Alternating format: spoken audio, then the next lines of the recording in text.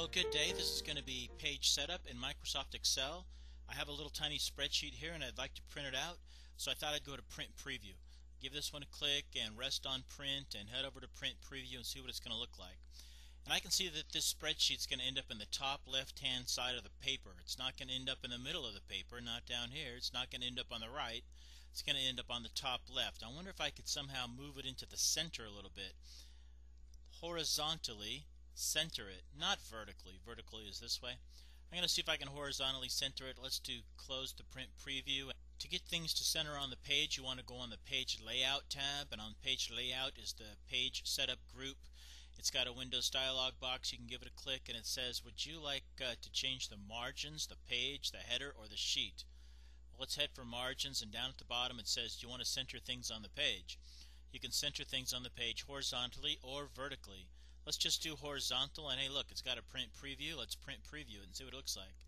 Now it's not in the left anymore, it's sort of in the center horizontally. Hey, look at this, it's got a page setup. We can go right back to it. What if we do both horizontally and vertically? We'll say OK and see what happens.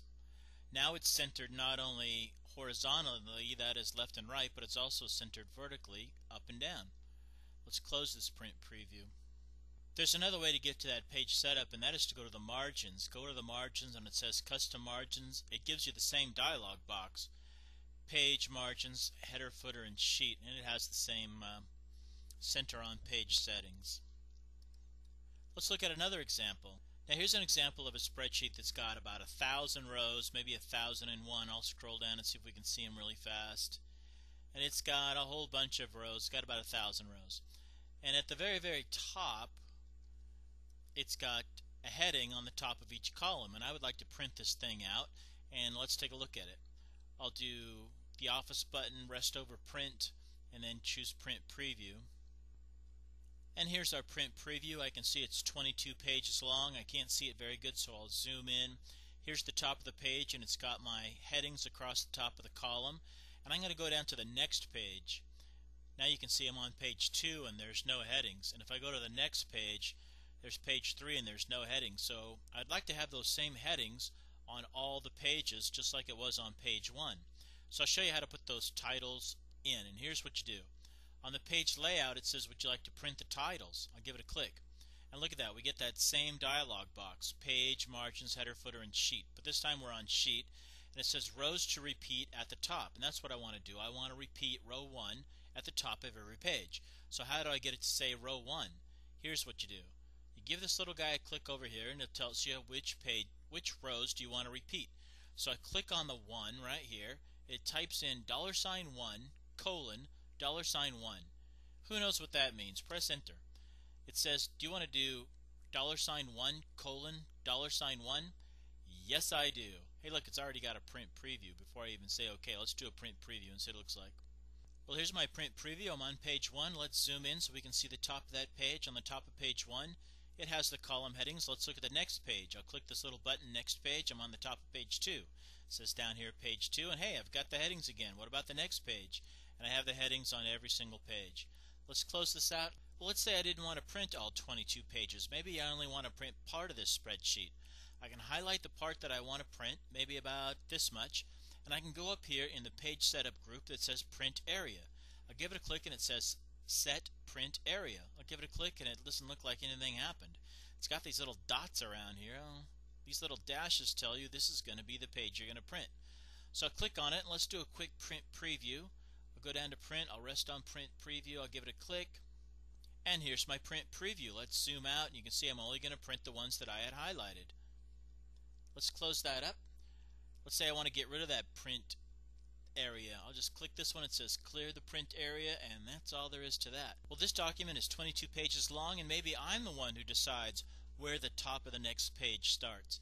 Maybe I want the first 12 lines all on the first page, and I can say after these first 12 rows, then start a new page. Start a new page where I am, right here.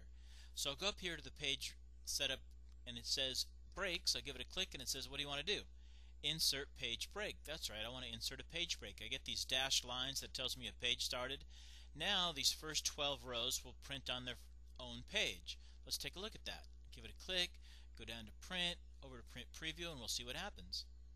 Well, here I am. It came out on the first page. Let's zoom out so we can see it. The first 12. If I go to the next page, it fills up the whole next page because I didn't tell it to do anything else.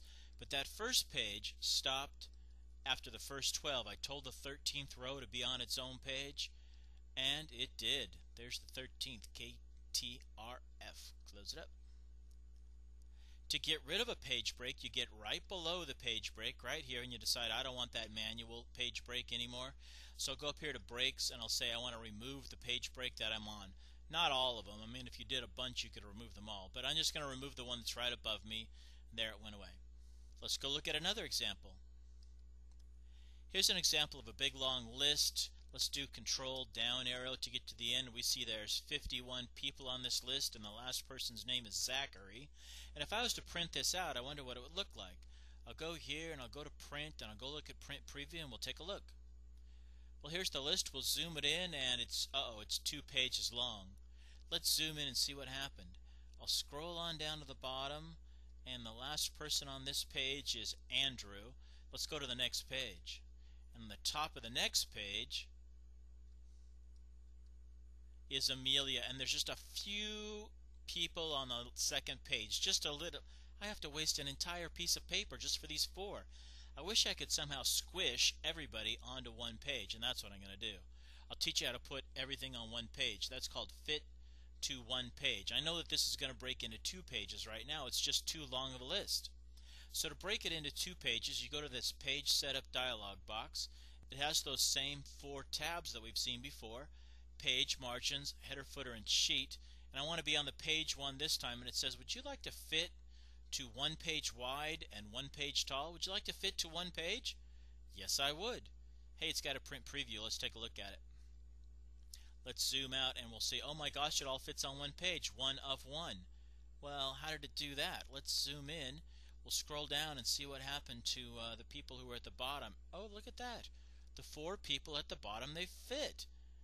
That's very nice. How did it do that? How did it squish it onto 1 page? Well, what it did is it just changed the font to a little bit smaller font till it all fits. But that's a quick way to do fit to 1 page. If you have just a few things that don't quite fit on the page, you can squeeze it in there. Let's put it back to 100%, so it's back to normal, and we'll say OK. Let's go look at another example. Well, here's another spreadsheet that has 14 tests on it, and here are my student names, and I want to know what it's going to look like if I were to print it out. So I'll do the print preview like I did before. I'll go here, and I'll take a look at it, and it says it's going to fit on 2 pages. It goes all the way to test 13. Let's look at the next page, and test number 14 fits on page 2. Oh, that's terrible.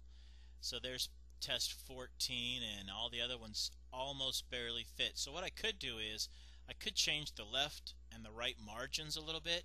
Instead of having 1-inch margins, maybe I could make them a 1/2-inch margins, and that would work. But why don't I just turn the whole paper sideways? If I turn the paper sideways, everything seems to fit pretty well. And we all know how to change the paper sideways. That's the orientation. I'll do landscape. Doesn't look like much happened, but I'll go do the print preview again, and we'll see what happens. Hey, look at that. They all fit on 1 page. Now there's another quick way to do orientation, and that is to use that same dialog box, and it's there. Look at that, portrait or landscape. So these 4 tabs, they keep showing up depending on where you go. You know, you could have went to margins and do custom margins, and you get the same thing. You could go back to page and say I want it to be portrait or landscape. Well, that's about all there is to it.